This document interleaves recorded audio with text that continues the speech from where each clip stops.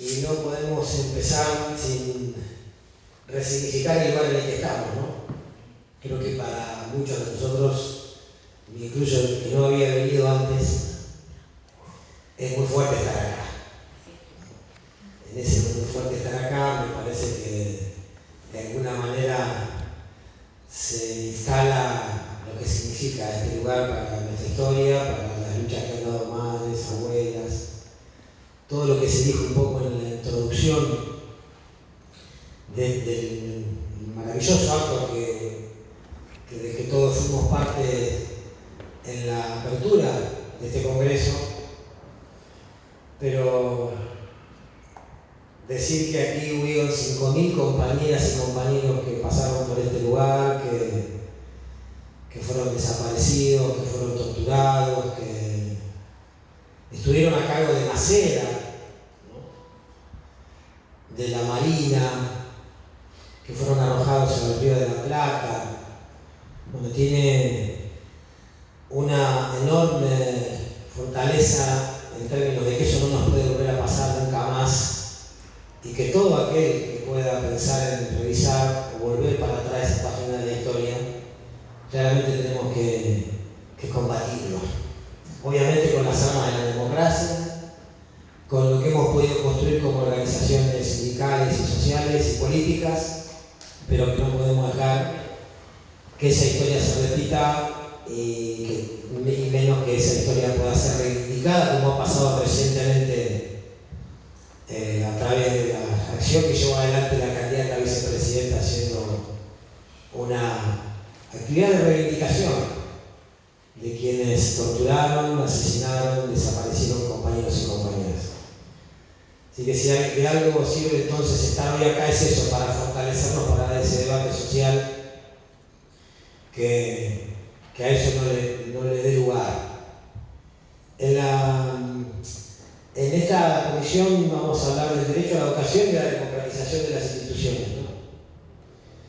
Y bueno, ahí radican dos temas fundamentales para nosotros como organización sindical, como CETERA, como cada una de nuestras entidades de base, que estaba vinculado a cómo el Estado debe garantizar ese derecho a la educación y cómo esas instituciones, que son las hacedoras de la garantía de ese derecho, se tienen que democratizar para construir esa escuela pública, popular y democrática que nosotros aspiramos a que cada vez sea una realidad en nuestro país. Así que para eso, y obviamente ustedes vienen a escuchar a Eduardo y a María Pía, los quiero presentar. Ellos sé que son compañeras muy humildes y que no van a querer que digamos todo lo que hacen, lo que han hecho, pero bueno, es nuestra obligación hacer mención a eso, ¿no? Yo no sé quién de los dos va a hacer uso primero de la palabra. Empezamos. Bueno. Vamos a decirlo yo. Bueno, vamos a empezar por Eduardo, así cierra la compañera. Eduardo Francisco Rinesi es oriundo de Rosario, es filósofo, politólogo, es miembro del grupo, o participó en el grupo de intelectuales del espacio Carta Abierta y del directorio del AFSCA durante el gobierno de Cristina. Entre 2010 y 2014 se desempeñó como rector en la Universidad Nacional de General Sarmiento. Entre 2002 y 2010 dirigió el Instituto de Desarrollo Humano de la Universidad Nacional de General Sarmiento también. No tiene tanto, parece. Hemos seleccionado algunas cosas.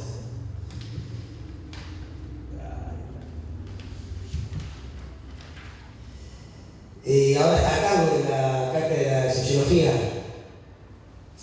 dictada en el Colegio Nacional de Buenos Aires, pues eso le hace más de 20 años. Es docente de la Universidad Nacional de Córdoba y ahora imparte la cátedra política en la Universidad Nacional de Sarmiento. Ha hecho publicaciones, así que bueno, estamos muy orgullosos de tenerlo aquí hoy con nosotros, así que vamos a dar la palabra para escuchar.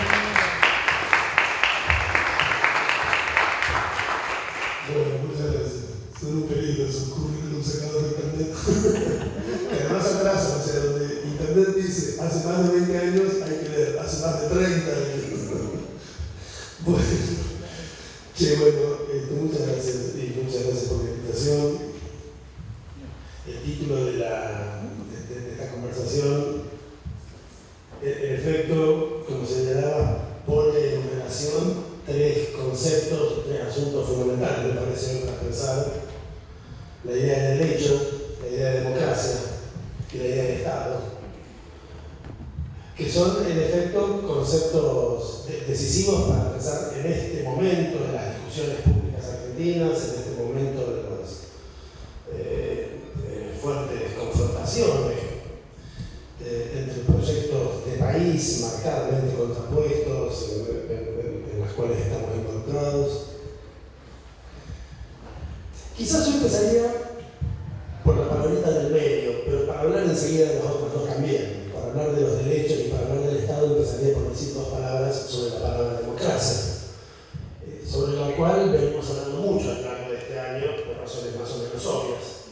Por un lado, como ya se vuelve una especie de leganía repetir, estamos conmemorando los 40 años de vigencia ininterrumpida de la democracia en la Argentina y nadie dirá que eso no tiene el más alto valor por todas las razones que el compañero indicaba al comienzo. Y por otro lado, estamos en un año de elecciones, que son sin duda una institución fundamental del modo en que hoy concebimos la democracia. Del modo en que hoy concebimos la democracia, las elecciones no fueron siempre muy importantes para la democracia, porque la democracia no siempre quiso decir lo que quiere decir hoy, ¿no? La palabra democracia, esto lo sabemos bien, lo que enseñaron en la escuela secundaria, es una palabra muy antigua que inventaron los viejos y queridos griegos hace una punta de años, que hasta no hace muchos años no era una buena palabra de los lenguajes políticos, ciertamente no lo era para los griegos, o por lo menos para los griegos que llegaron hasta nosotros, que son los que sabían escribir, varios de los cuales trabajaban de filósofos. Yo creo que para los griegos que no sabían escribir, la democracia era una buena palabra.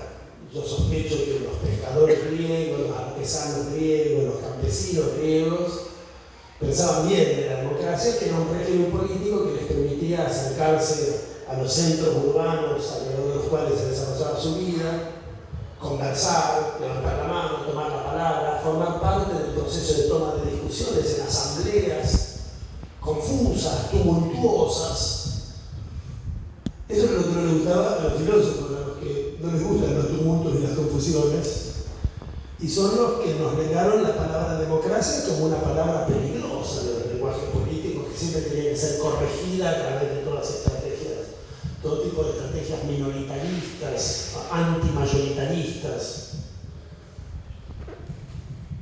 Aristóteles decía una cosa interesante. Aristóteles decía que una forma de gobierno adecuada era una que mezclara con sabiduría práctica las instituciones, los principios y los valores de dos regímenes viciosos: la democracia, que era el gobierno de las mayorías pobres, y la oligarquía, que era el gobierno de las minorías ricas.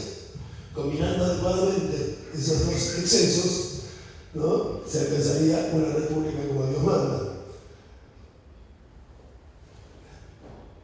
Sería interesante contar la historia a lo largo de los siglos de la palabra democracia, entendida más bien como el nombre de un vicio, como el nombre de un exceso, como el nombre de un problema, pero nos alejaría del tema que hoy nos preocupa, que tiene que ver con los modos en los que pensamos la democracia contemporáneamente. Para ir rápido, yo diría que desde hace una buena cantidad de tiempo, no un montón de tiempo, más o menos un siglo, la palabra democracia se ha vuelto una buena palabra de nuestros lenguajes políticos. ¿Desde cuándo? Yo diría que la palabra democracia se ha vuelto una buena palabra de nuestros lenguajes políticos desde que, colonizada como casi todas las palabras del lenguaje político por la ideología liberal dominante en Occidente durante los últimos siglos, pasó a querer decir lo contrario de lo que decían palabras como Hitler, como Stalin, o en América Latina como Pinochet o como Videla. Quiero decir, cuando la palabra democracia empieza a utilizarse para decir lo otro de lo que en Europa se llamó totalitarismo y en América Latina se llamó dictaduras, la palabra democracia saca carta de ciudadanía de buena palabra de nuestros lenguajes políticos, muy lejos ya de su significado significado más remoto en el fondo de los tiempos. La palabra democracia se convierte en un sistema de reglas de juego que nos permite elegir periódicamente a aquellos que van a deliberar y gobernar en nuestro nombre. En el medio habían pasado las grandes teorías modernas de la representación y el gran constitucionalismo norteamericano, garantizándonos a cambio un conjunto mínimo de libertades y de derechos, ¿no? Eso es lo que podríamos llamar, en el modo en que habitualmente nos referimos a la idea de democracia, el pacto democrático. Yo te dejo a vos que deliberes y gobiernes en mi nombre, pero vos garantizame que no vas a entrar en mi casa por la noche para llevarme de las creencias, que no vas a violar mi cuerpo, que no vas a violar mi correspondencia, que no vas a violar mis libertades y derechos fundamentales. Por eso la palabra libertad y la palabra derecho son palabras fundamentales para pensar el significado complejo que tiene la idea de democracia, más todavía si a la idea de democracia le damos la inflexión que propone el título de esta mesa, que no se refiere a la democracia sino a la democratización, es decir, algo más dinámico que la democracia, al proceso de profundización, de ampliación, de enriquecimiento de nuestra democracia. La palabra democracia fue muy importante en los debates públicos argentinos, yo diría de los primeros 20 de los últimos 40 años, de los segundos 20 de estos últimos 40 años, ¿no? Quiero decir, cuando salíamos de la dictadura y transitábamos los años de lo que se dio a llamar precisamente transición a la democracia, veíamos la democracia como una utopía, como un norte, como un puerto que había que alcanzar. Cuando más o menos lo alcanzamos, cierto es que no era la democracia con la que habíamos soñado y que teníamos muchas críticas para hacerle, de lo que se trató precisamente es de pensar, ¿y ahora cómo la consolidamos? ¿Cómo la afirmamos? ¿Cómo la profundizamos? ¿Cómo democratizamos nuestra democracia? Es decir, ¿cómo pensamos con más complejidad y con más exigencias estas dos ideas fundamentales de las libertades y de los derechos? Sobre la palabra libertad podríamos hablar un rato largo, de no ser porque no forma parte del tema del que tenemos que hablar, y por lo tanto vamos a ser respetuosos del título de esta mesa y no referirnos a ella, más que para decir que es una palabra demasiado preciosa como para que se la ande vociferando, ¿no? O rugiendo de maneras muy reflexivas, para decir con ella algo muy elemental y muy menor, para nombrar con esa idea de la libertad, como se diga, la libertad, ¿no? Una forma muy menor de lo que debemos abarcar bajo esa palabra mucho más rica que eso, en cuya modo de pensarla hoy convergen distintas y complejas tradiciones filosóficas, políticas, culturales.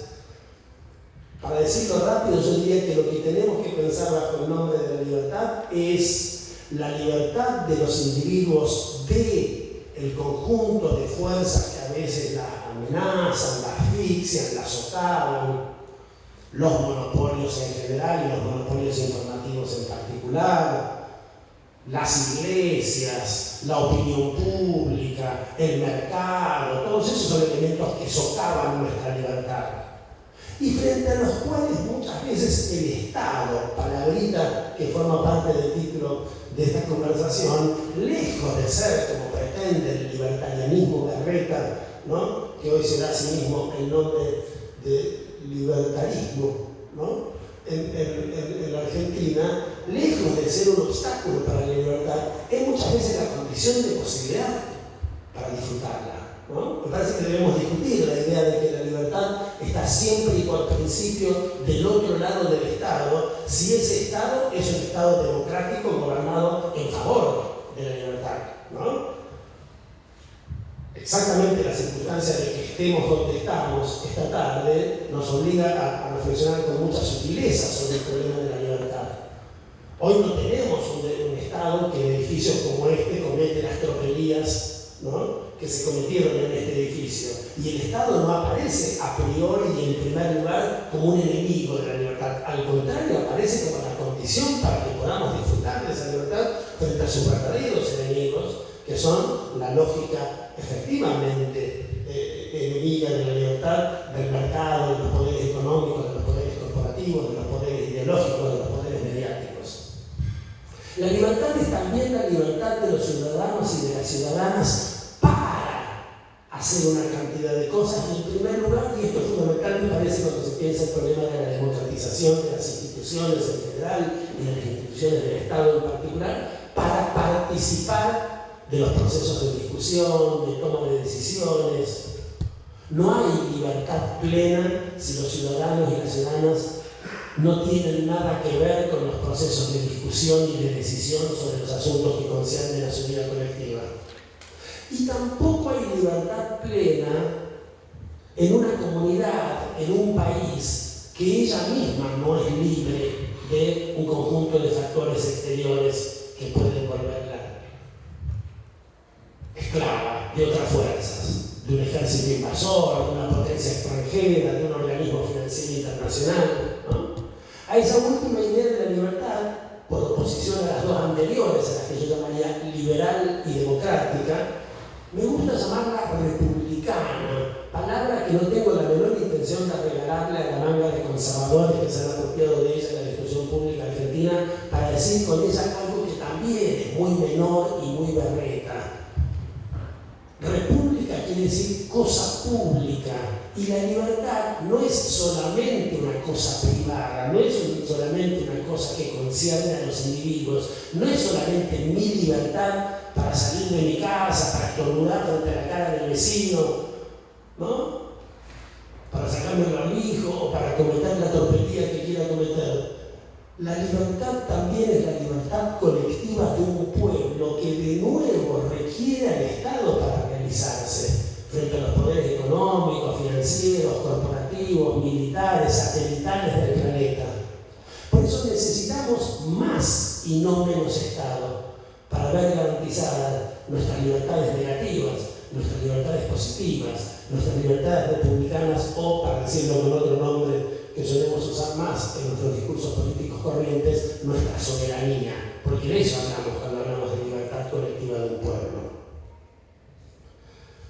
Pero la palabrita aquí no era libertad, la palabrita era derecho, que es el otro componente fundamental, me parece, de los modos en los que pensamos nuestras democracias contemporáneas. Los derechos. La democracia garantiza un conjunto de derechos.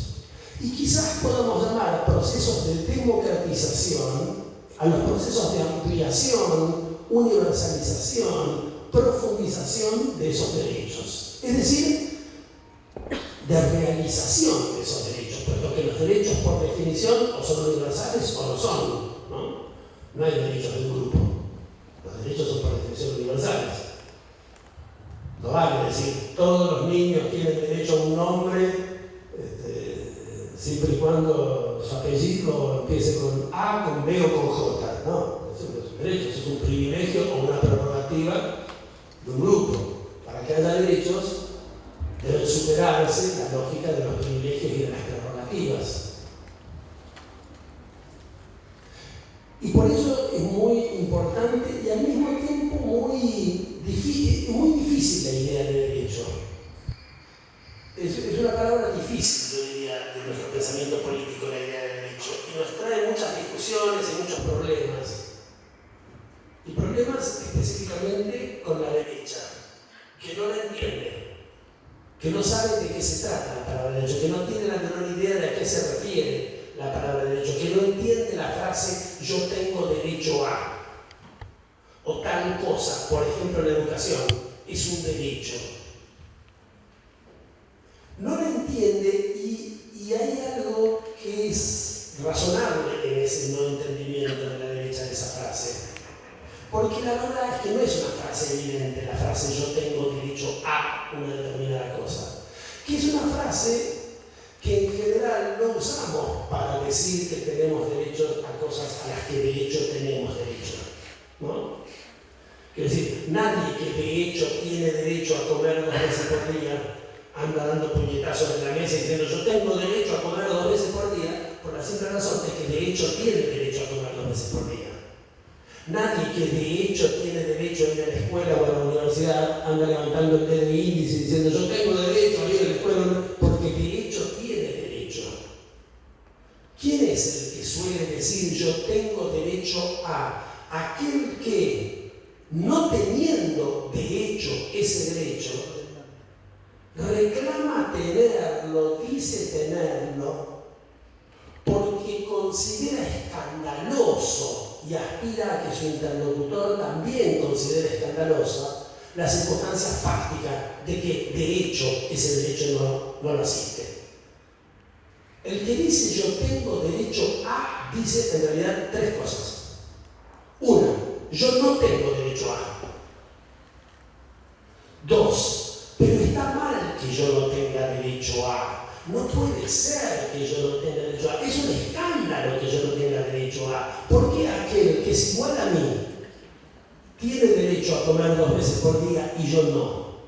¿Por qué aquel otro que tiene la misma dignidad que yo tiene derecho a ir a una institución de educación superior y yo no? No puede ser, no hay derecho. Esa es una hermosa expresión, no hay derecho. Hace muchos años daba título en una revista que hacía un grupo de estudiantes de Derecho progresistas de la Universidad de Buenos Aires, discípulos del viejo Carlos Niño. Era muy linda esa revista. No hay derecho. No hay derecho, no puede ser, es escandaloso. La idea de derecho es inseparable de la idea de que es escandaloso que no haya derecho, ¿no? Pero ahí la idea de escándalo me gustaría no pensarla como una categoría moral, lo cual me empobrecería, sino como una categoría política. Es el escándalo que nos produce la verificación de que lo que debería ser un derecho, de hecho no lo es, lo que debe conducirnos a tratar de cambiar las cosas, a tratar de cambiar el mundo para que los derechos que proclamamos no sean de manera efectiva y cierta y no de manera puramente declarativa o nominal, ¿no? Entonces, lo que dice el que dice yo tengo derecho a es: 1, yo no tengo derecho a. 2, no está bien, no puede ser, es un escándalo que yo no tenga derecho a. 3, alguien debería hacer algo al respecto. ¿Alguien? ¿Quién? El Estado. ¿Algo? ¿Qué? Política.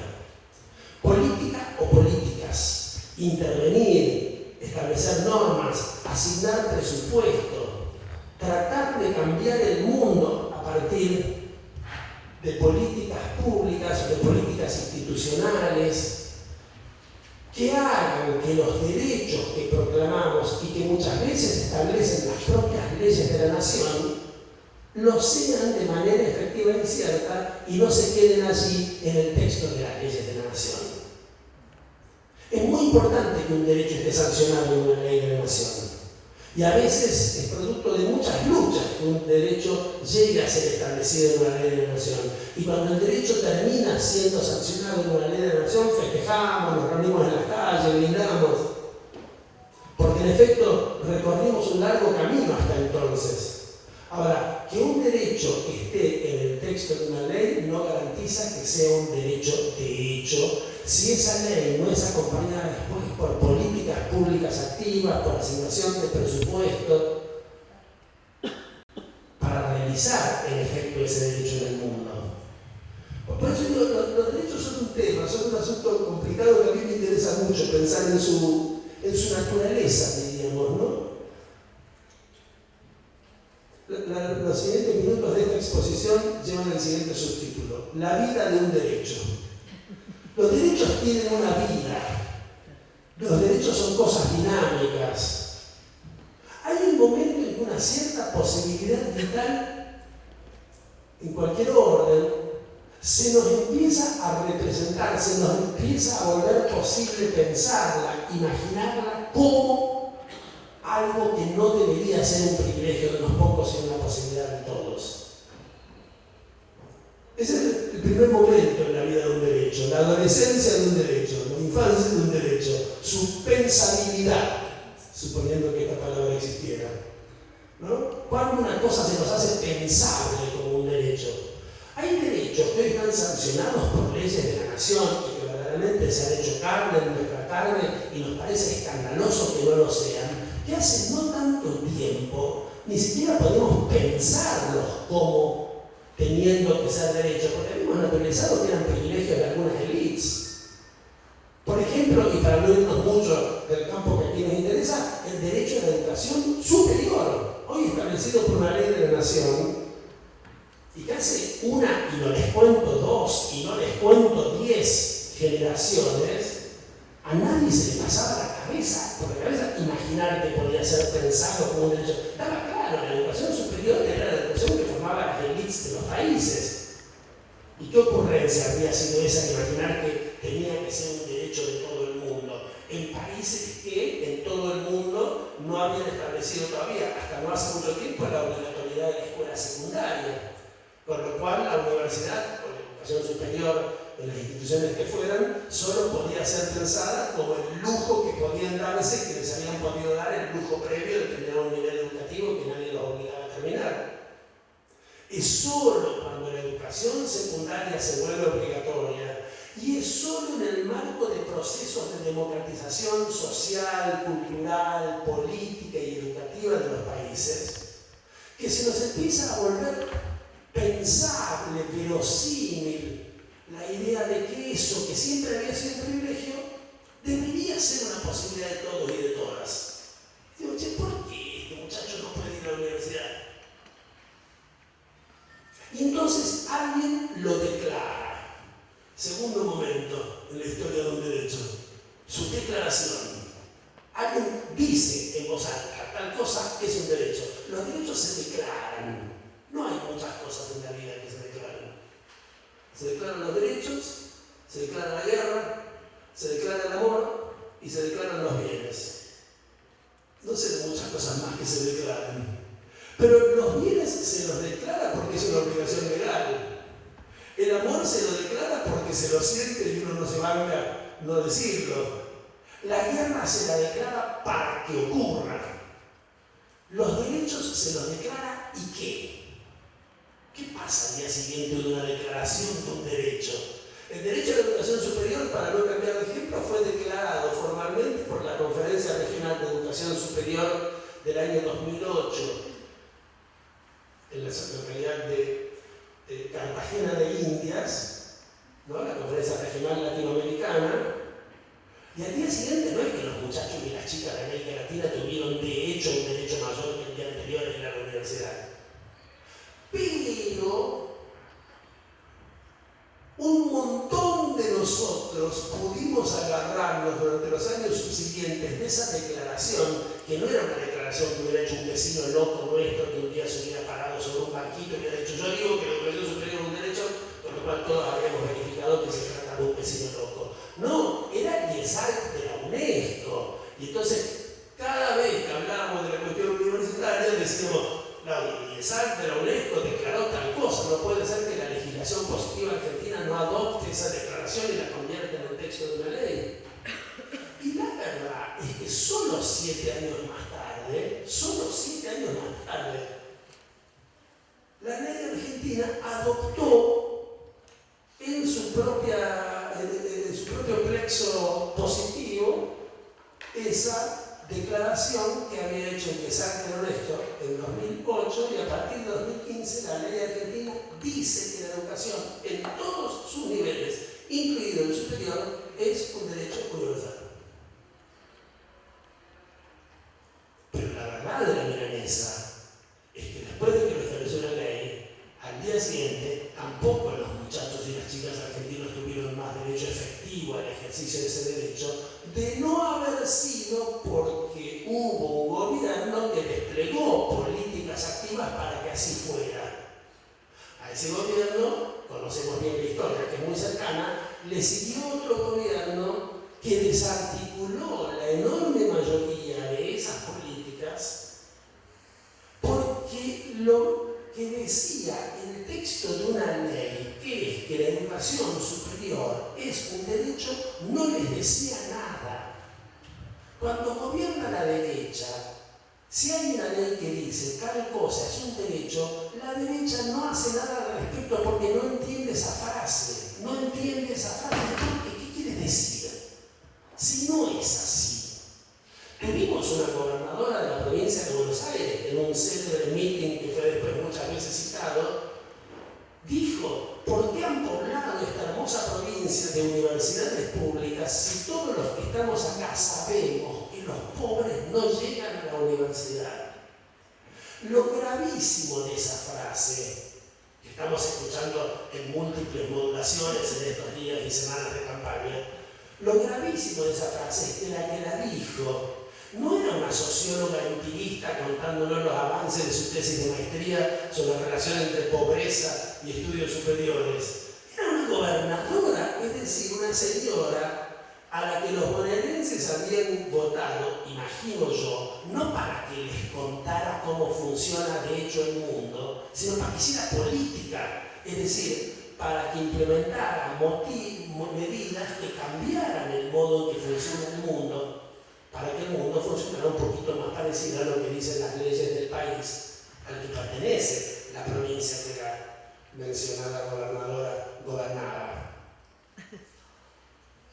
Entonces, pensabilidad de un derecho, declaración de un derecho, legislación de un derecho, políticas públicas activas que implican asignación de dinero, que implican intervención en el mundo para cambiarlo y para que los derechos no sean puras declaraciones, sino realidades efectivas y ciertas para las personas. Al completamiento de ese ciclo podemos llamarlo quizás democratización, ¿no?, de una sociedad en un terreno determinado. Y la verdad es que contra lo que nos quieren hacer creer más de cuatro, hacer política cambia el mundo. La política hace la diferencia. Hay dos sociólogos de la educación franceses que han escrito un montón de libros muy importantes que suelen escribir juntos. Se llaman Christian Bodelot y Roger Stablet. ¿Los conocen? Veo movimientos afirmativos en las cabezas de los educadores presentes. Bueno, escriben muchas cosas, Bodelot y Stablet juntos. Y hace unos 20 años escribieron un libro extraordinario que se llama La educación republicana, donde dice una cosa muy interesante. Bodelot y Stablet dicen que en todos los países del mundo, en todos, a los hijos de los ricos les va en el sistema educativo mejor que a los hijos de los pobres. Se reciben más rápido, se reciben con mejores notas, desertan menos, abandonan menos. La palabra deserción debería ser erradicada de nuestro vocabulario, ¿no? Encima que no lo sabemos enseñar, después les echamos la culpa como si fueran cobardes soldados de alguna película de la Segunda Guerra de un sábado de la tarde. No son desertores, son víctimas de nuestras incapacidades, ¿no?, personales, institucionales, sistémicas. Pero como sea, se caen más los pobres que los ricos en el sistema educativo. Eso lo sabemos desde que nos lo explicó Bourdieu hace ya un montón de décadas, y algunos amigos míos que creen que son de izquierda, creen que haber entendido de qué se trata este asunto es llegar hasta allí en el libro de Bodelot y Stablet. Sacuden afirmativamente la cabeza y dicen, sí, en efecto, yo esto ya lo leí en Bourdieu, cierran el libro de Bodelot y Stablet y siguen bochando a los hijos de los pobres en los exámenes parciales de los cursos de las universidades públicas en las que son pésimos profesores. En lugar de romperse el alma para aprender a enseñar, para garantizarles el efecto de lo que debería ser el derecho. Pero lo interesante que dicen Bodelot y Stablet es lo que sigue después de eso que ya sabíamos. No necesitábamos esos primeros cuadritos estadísticos donde nos confirman lo que ya habíamos aprendido en Bourdieu y lo que por otro lado es totalmente razonable imaginar. Lo que dicen Bodelot y Stablet, y es más interesante, es que en aquellos países del mundo en que existen políticas públicas, políticas institucionales, políticas educativas, políticas pedagógicas compensatorias de las diferencias, de las asimetrías que crea el mercado, la incidencia de la pertenencia de clases de los papás sobre la performance educativa de los hijos es hasta 3 veces menor que en los países donde no existen esas políticas compensatorias. Es decir, no hay excusa. No hay excusa. Hay que hacer política, hay que hacer políticas, hay que poner plata para corregir las inequidades del mercado. No suponer que el mercado distribuye eficientemente los recursos y retirarnos de las políticas a veces incluso con el cínico pretexto de que el sistema educativo y específicamente el superior, o a medida que nos vamos acercando a los niveles superiores, es socialmente regresivo. No les creamos una palabra a estos personajes que se preocupan por la progresividad o la regresividad del gasto justo cuando ese gasto es el gasto del Estado en las instituciones educativas públicas.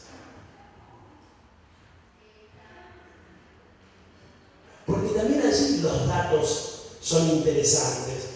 Algunos queridos colegas que estudian la cuestión fiscal, economistas, ¿no?, que estudian la cuestión fiscal en la Argentina, han comparado algunos números en relación con lo que se llama el gasto universitario, la inversión universitaria, digamos, la plata que pone el Estado en las universidades entre el año 2000 y el año 2015, para ver qué tan cierta es esa afirmación de la derecha de que el gasto del Estado en la universidad es socialmente regresivo. Es decir, que se benefician más de él los sectores medios altos y altos que los sectores medios bajos y bajos. Y la verdad es que esa frase es cierta. El gasto universitario en la Argentina es socialmente regresivo. En el año 2000, el quintil más rico de la población, los hijos del quintil más rico de la población argentina, se beneficiaban del gasto del Estado en la universidad 4,5 veces más que los hijos del quintil más pobre de nuestra población. Es decir, la universidad era tremendamente regresiva desde el punto de vista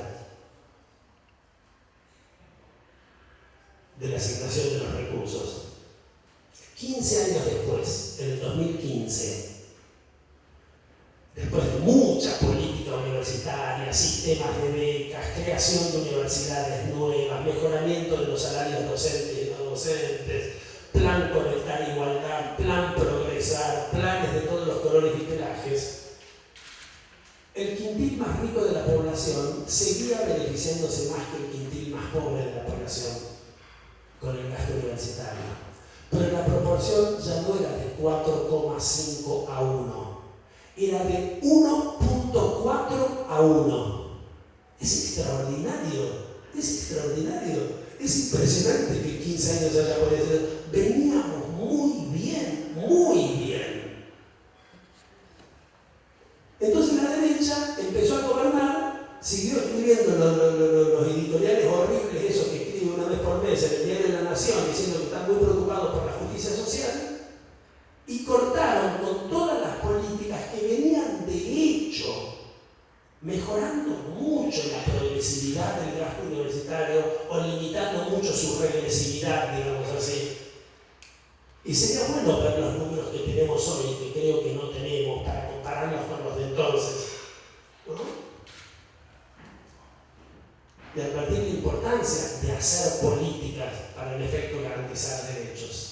Otro tanto puede decirse del otro caballito de batalla de la derecha, que voy terminando si no le doy la palabra a pie. La derecha tiene otro caballito de batalla en relación con la cuestión educativa y específicamente universitaria. Y perdón por dar ejemplos de la universidad, pero es lo que conozco un poco más. Pero todo lo que estoy diciendo yo ahora vale para todos los niveles educativos, sin duda, ¿no? Leemos con mucha frecuencia que nuestras universidades públicas tienen una baja tasa de graduación, que se reciben muy pocos chicos y chicas en relación con la cantidad de chicos y chicas que ingresan. Y eso es cierto. No solo tenemos bajas tasas de graduación, esas tasas de graduación son socialmente muy injustas.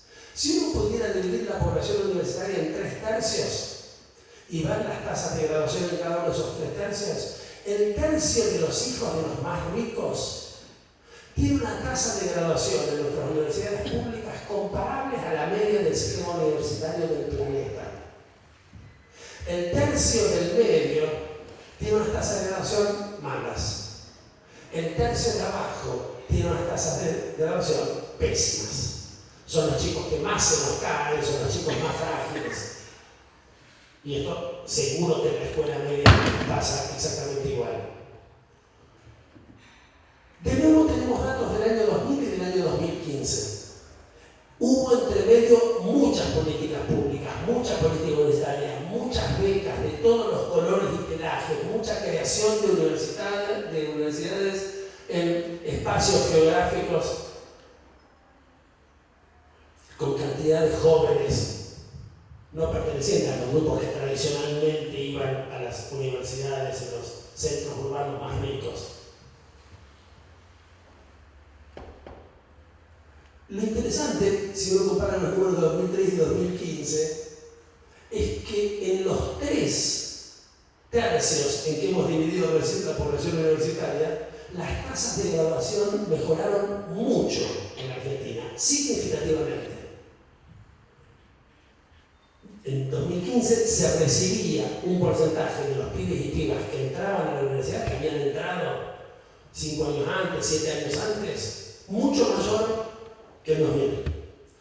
Pero además, se volvió socialmente mucho menos injusto la tasa de graduación, porque en el tercio de los más ricos, si en 2000 se recibían 100, en 2015 se empezaron a recibir 150. Es decir, la mejoría de las tasas de graduación fueron de un 50%.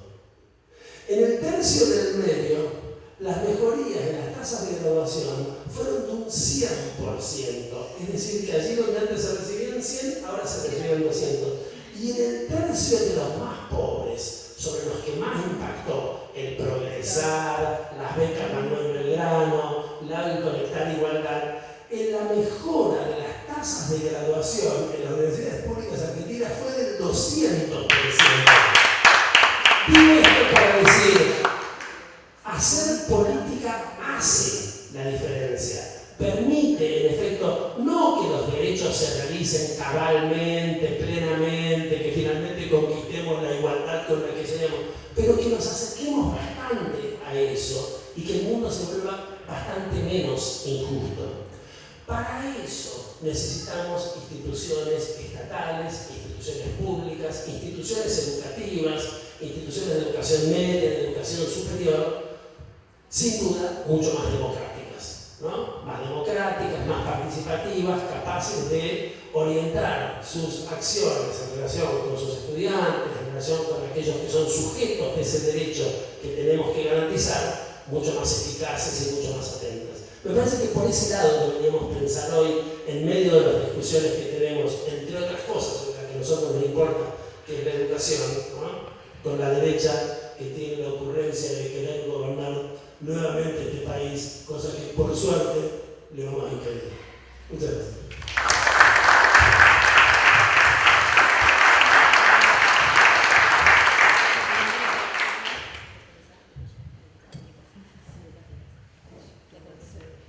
Bueno, gracias Eduardo.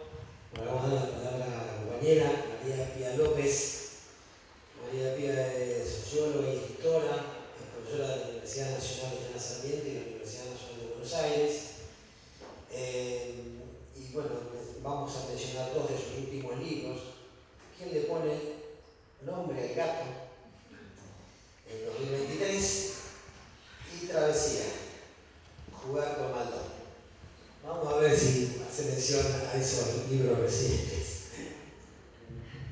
Bueno, muchas gracias. Era el chiste cuando me preguntó Sonia por la presentación. Elegí poner esos 2 libros, no solo porque son los últimos, sino porque uno es un libro para infancias y de hecho ya había escrito un libro para niñez. Que por eso se llama que le pone nombre al gato, no es sobre el macrismo ni ninguna intervención de coyuntura,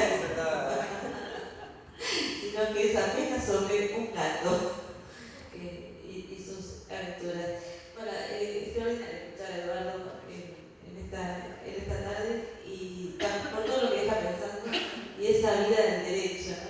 Esa historia de la vida de un derecho que me parece preciosamente narrada. Y cuando Eduardo hablaba, me acordé de algo que contaban algunas compañeras y compañeros que trabajaban en el Ministerio de Educación en el momento en que asumió el macrismo, que tenían la costumbre de funcionarios macristas de tachar en los documentos la palabra derechos.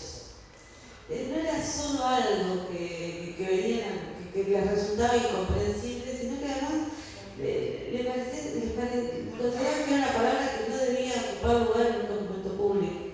Y que entonces en los documentos del trabajo interno del Ministerio aparecía esa discusión nominal sobre cómo nombrar cosas que tenían que ver con las políticas educativas sin mencionar la palabra derechos.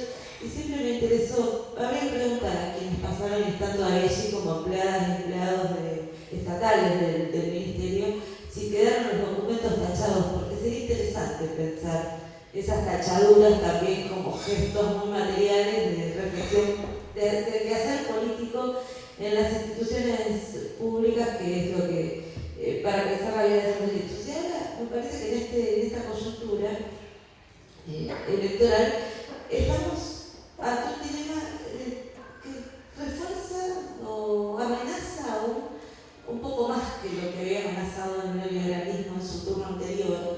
Por eso me parece que la llamado final de Eduardo, es decir, hay que impedir esto.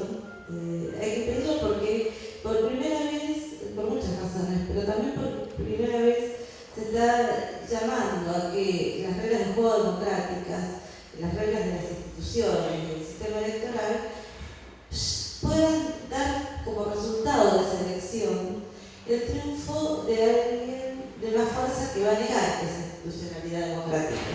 Es decir, porque por primera vez se está solicitando en las urnas la ratificación del terrorismo de Estado. Creo que eso es un dato tremendo, porque estos 40 años que efectivamente condicionan cualquier conversación sobre qué llamamos democracia hoy, fueron 40 años que encontraron de una institucionalidad que encontró su umbral de legitimidad, su punto de inicio en un consenso social y político respecto de frente al terrorismo de Estado. Y ese consenso que se sintetizó tan notoriamente con la idea de nunca más, eso que parecía que era un objeto, un consenso fuera de discusión para todas las fuerzas democráticas argentinas, dejó de estar fuera de discusión. Hoy parte de la contienda electoral se dirime respecto de qué se hace frente a esa memoria del terrorismo de Estado. Por eso a mí me parece especialmente significativo que este Congreso se esté haciendo en este lugar, con todo lo que eso significa, con lo que significa para nuestras memorias vitales, con lo que significa para nuestras trayectorias singulares, volver a entrar cada vez al predio del aire.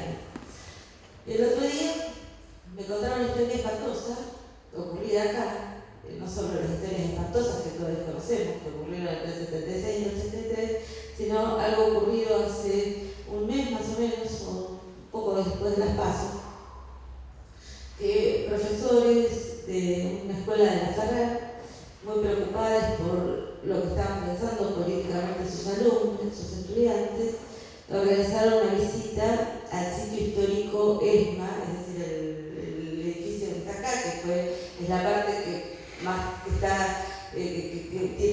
conservada por los restos del campo de concentración, más allá de las reformas, que se puede recorrer y llegar a la parte donde estaban las y los detenidos, y que no sé si ha podido hacer esa visita en estos días que están acá o antes, pero es una visita muy conmovedora. Es muy difícil salir indemne de esa visita, de entrar al sitio, ya no el predio con los pájaros, los árboles, como estamos ahora, sino entrar a capuchita, ver las inscripciones.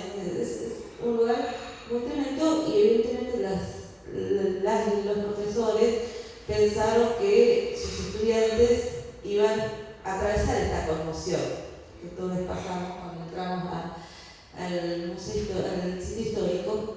Y cuando hicieron la visita y cuando llegaron a la capuchita, arriba de todo, la parte más intensa, mayoritariamente los estudiantes empezaron a gritar "Milei presidente". Eso, yo me quedé temblando cuando me contaron esa historia.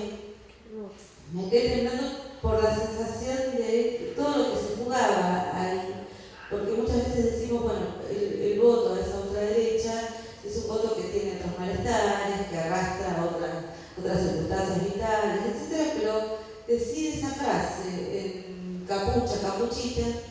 es decir, algo más de esa decisión electoral, ¿no? Es decir, todo esto que para muchos de ustedes, docentes, o la generación de los padres, etcétera, tiene una historia significativa, nos conmueve, les dice algo, para nosotros ya no, o preferimos rebelarnos contra ustedes de este modo, diciéndole no a lo que evidentemente es muy significativo.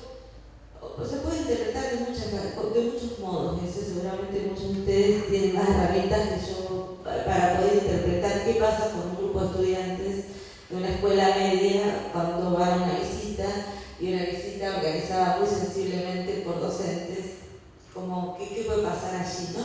Pero la escena es estremecedora porque me parece que nos revela ahí el punto de inflexión en el que estamos, ¿no? Y un punto de inflexión que puede habernos resultado inesperado, para mí esto es relativamente inesperado, la movilización más grande frente a durante el momento del macrismo fue, recordaremos, la movilización del 2x1, contra el 2x1, ¿no? Fue una movilización intempestiva y gigantesca, pero también en términos de la industria cultural el año pasado ocurrió algo que parecía estar generando una sensibilidad en otro sentido, ¿no? La película más exitosa y más taquillera del país y que más peso tuvo entre la expectación juvenil fue 1985.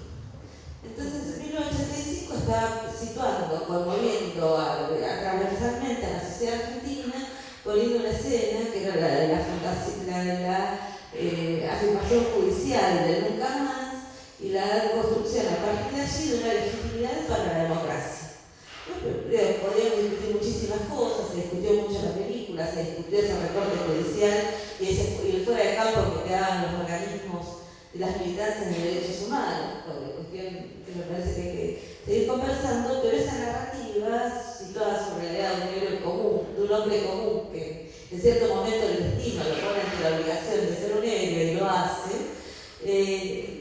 absolutamente conmovedor, parecía indicar de que estaba entre algo muy vivo en términos de la memoria social respecto al terrorismo Estado, o dicho de otro modo, no solo de la vigencia, no solo de esa memoria, sino también de la decisión de sostenerse nunca más como pacto fundacional. ¿No? Por eso, hoy a 40 años, tenemos que preguntarnos qué pasa con eso y qué pasa también con el malestar de la democracia, ¿no? ¿Qué pasa con ese malestar? ¿Qué pasa con lo que aparece como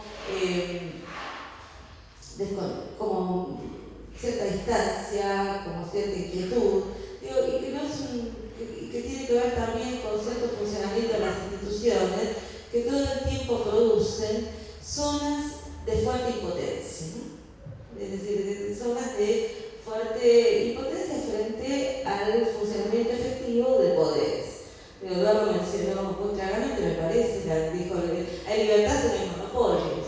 Pero también podemos agregar a las restricciones que fue trayendo Eduardo otro tipo de restricciones a lo que sería esa forma, funcionamiento democrático, que lo hemos visto claramente en este último tiempo, que es, por ejemplo, la acción de un poder democrático contra la institucionalidad democrática. ¿Qué pasa con el Poder Judicial funcionando estrictamente, no como un resguardo de la vida democrática, sino como una alteración, una intervención? Pensemos la ley más democrática, consensuada más democráticamente durante mucho tiempo, que fue la Ley de Servicios de Comunicación Audiovisual, no pudo implementarse nunca por una sucesión de cautelares llevadas adelante por cualquier jueza a la que le llegaba un papelito de cualquier localidad del país, ¿no? El régimen de cautelares, pero diría del régimen de cautelares a la sistemática decisión del Poder Judicial de llevar adelante lógicas proscriptivas contra la candidata, contra la actual vicepresidenta, además de no investigar recientemente el atentado que recibió.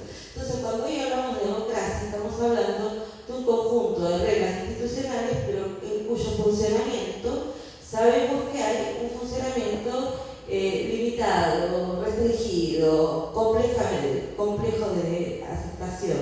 Y por lo tanto, que cuando aparece ese malestar, por eso quería ir al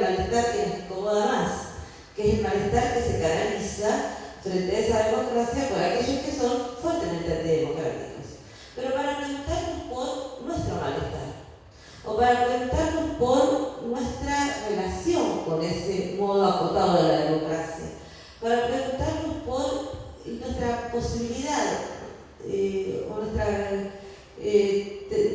nuestra posibilidad de poder reunir de algún modo el horizonte de la democratización. Pero porque hoy me parece que en gran parte las fuerzas nacionales y populares, las organizaciones sociales, los movimientos sociales, estamos muy centrados en una lógica más de defensa de lo existente, ¿no? De defensa, de resguardo frente a la amenaza, de centrarnos en afirmar los derechos que tenemos, aún de ese funcionamiento, pero estamos bastante más limitados para pensar en una reapertura del horizonte político, bastante más limitados en términos de imaginación política, bastante más limitados en esto que Eduardo estaba diciendo cuando narró La vida de un derecho, que dijo, y pensar qué derechos nos faltan. Y pensar qué derechos faltan, que ese pensamiento es siempre colectivo, ¿no? Qué derechos faltan, es pensar también qué políticas públicas faltan y pensar también qué vidas hoy están fuera de esa lengua de los derechos. Me parece que hay una dimensión en la cual nosotros, en términos de tantas personas que estamos en un espacio absolutamente heterogéneo, como es el espacio educativo. Es decir, les contaba lo que pasó en esa visita al Museo Sitio Histórico ESMA, es porque pensaba qué pasa en cada una de las aulas, ¿no? Quizás qué pasa en cada una de las aulas, que se conversa en un aula con estudiantes jóvenes que pueden tener hoy posiciones que son posiciones negacionistas o que son posiciones de elección respecto de propuestas de gobierno que tienden a ir contra los propios derechos de sus estudiantes, ¿no? Entonces, ¿cómo se dialoga en las aulas? ¿Cómo se conversa en las aulas sobre esta cuestión? ¿Cómo se conversa también en un sentido muy claro? ¿Cómo se preserva la hospitalidad con esa diferencia con esos pibes? Entonces, esa es la pregunta que a mí me viene pesando mucho en este tiempo. ¿Cómo hacemos para que siga existiendo en un aula, somos nosotros los adultos, cómo hacemos para que exista la hospitalidad, parece decir, que puede ser absolutamente adverso a todo lo que nosotros creemos? ¿Y cómo hacer esa hospitalidad? Que siempre es una hospitalidad crítica, ¿no? Esa hospitalidad siempre es una hospitalidad querellante, no es decir, ay, qué bueno que crees que está bien meterte en un campo de concentración, ¿no? Pero esa hospitalidad siempre es una hospitalidad crítica, pero tiene que ser una hospitalidad de reconocimiento de esa diferencia, porque todo lo que conversamos respecto a la igualdad es al mismo tiempo de afirmación de la igualdad como punto de partida, ¿no? Eso que Rancière llama la igualdad de las inteligencias, igualdad en términos de derechos, pero al mismo tiempo absoluto reconocimiento de la heterogeneidad. Ese reconocimiento de la heterogeneidad, que para mí es una cuestión clave del sistema educativo contemporáneo, ¿no? Está lleno, Eduardo me refería hace un rato a los discursos conservadores que aparecen todo el tiempo en la nación, ¿no? Que aparece siempre la escuela fue muy buena en algún momento, y hoy es decadencia, ¿no? Del mismo modo que dice lo mismo sobre la lengua, y si antes se hablaba re bien y ahora no hay más de 200 palabras. Lo que es genial es que si uno va rastreando hace 100 años que dice lo mismo, por lo cual deberíamos estar los 20 palabras o en esa disminución que decís. Bueno, la lengua y la escuela son los dos objetos de decadencia absolutos para el pensamiento conservador. Y cuando dicen eso, están pensando en una escuela que es la escuela del principio del siglo XX, ¿no? La escuela que supone un estudiante ideal, un estudiante homogéneo y un estudiante sobre ese sujeto, que es ideal porque se lo presupone vacío, es ideal porque se lo presupone tan vacío que se lo puede llenar sin ningún problema de la doxa cívica y ciudadana. O sea, se lo puede hacer un buen ciudadano porque no tiene nada atrás, porque lo que tiene se lo puede borrar y hacer algo nuevo, ¿no? Hay un libro que quizás conozca, que muy terrible, por el lugar como está anunciado, pero la historia es muy interesante, un libro de Beatriz Sarlo que se llama La Máquina Cultural, que tiene una primera historia que es una maestra, sobre una historia de vida de una maestra de 1920. Fenomenal. Sarlo la interpreta mal, porque Sarlo escribió el libro en el 98, ya muy liberal, entonces habla de esa maestra diciendo que esa maestra era un robot estatal. Veía a los estudiantes desde el higienismo, las disciplinas, un nacionalismo cívico, etc. No es interesante el modo en que Sarlo piensa desde un cierto relativismo liberal esa cuestión, pero es cierto que lo que muestra es interesante, que es el presupuesto, la equivalencia entre reconocimiento de la igualdad, pero como plena homogeneización. Bueno, a mí me parece que estamos en un dilema mucho más interesante, que es pensar la igualdad en la heterogeneidad, la igualdad en la diferencia, la igualdad en el reconocimiento de esos orígenes disímiles de los estudiantes, pero al mismo tiempo de la posibilidad de expresión de esa heterogeneidad como pluralidad constitutiva y creativa, ¿no? Eso a mí me parece, por ejemplo, todas las discusiones que se vienen teniendo respecto a la educación sexual integral y respecto a cómo se trata la ESI en las escuelas y el reconocimiento dentro del sistema educativo de las diferencias de género y de las diferencias de orientación sexual, implican ese saber sobre la heterogeneidad, implican ese reconocimiento de la pluralidad. Y es eso lo que aparece cuando se habla de decadencia. Yo tengo para mí que lo que se está nombrando es una heterogeneidad que no se puede condensar ni sintetizar. Es decir, que lo que se llama decadencia es fundamentalmente la emergencia de una pluralidad intolerable. Bueno, dentro de esa pluralidad intolerable, desde la perspectiva conservadora, tenemos también esta otra heterogeneidad, que es la dificultad de la emergencia, de la aparición de una subjetivación juvenil con la que tenemos que dialogar. ¿Y qué es esa subjetivación juvenil? Implica una ruptura muy fuerte con respecto a muchas de las cosas que para nosotros son absolutamente constitutivas. Entonces, ¿cómo construimos lo que tradicionalmente llamamos transmisión? ¿Cómo construimos lo que tradicionalmente llamamos cita entre generaciones? ¿Cómo ponemos a disposición una cierta historia?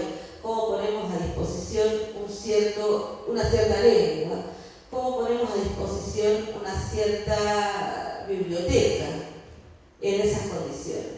Creo que eso es necesario pensarlo, porque toda la dinámica social es una dinámica de separación de eso. Toda la dinámica social es una dinámica de exacción de esa posibilidad de transmisión. Es una dinámica de ruptura, donde se forja otra sensibilidad. ¿Cómo hablamos con pibas y pibes que hoy saben de criptomonedas, como hablamos que minan criptomonedas, como hablamos con pibas y pibes que juegan al casino de sus celulares? ¿Cómo hablamos? ¿Qué hacemos con eso? ¿Condenamos eso?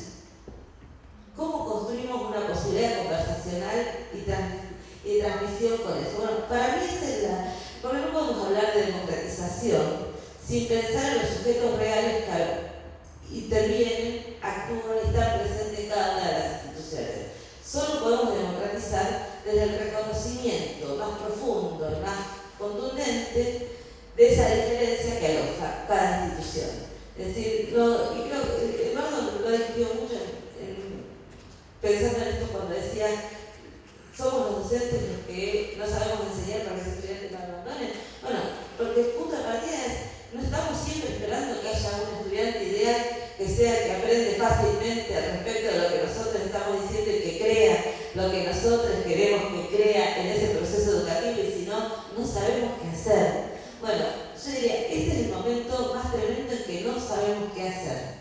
En que no sabemos qué hacer, y porque ese no saber qué hacer es un problema político. Ese no sabemos qué hacer es un dilema en el que se juega no solo lo que va a pasar en cada una de nuestras comunidades, en cada una de nuestras aulas, sino que se juega también el futuro futuro de este país. En ese no sabemos qué hacer. Por eso me parece fundamental ese recordatorio de la heterogeneidad.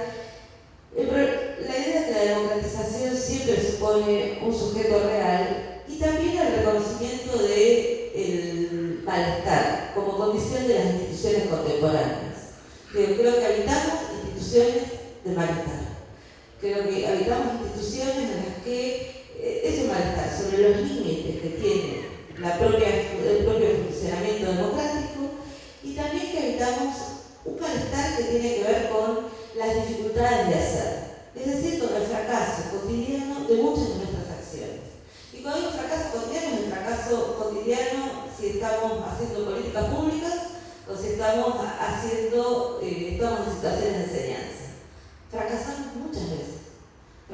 muchas veces, fracasamos cotidianamente, y hay que hacer algo con el malestar de ese fracaso.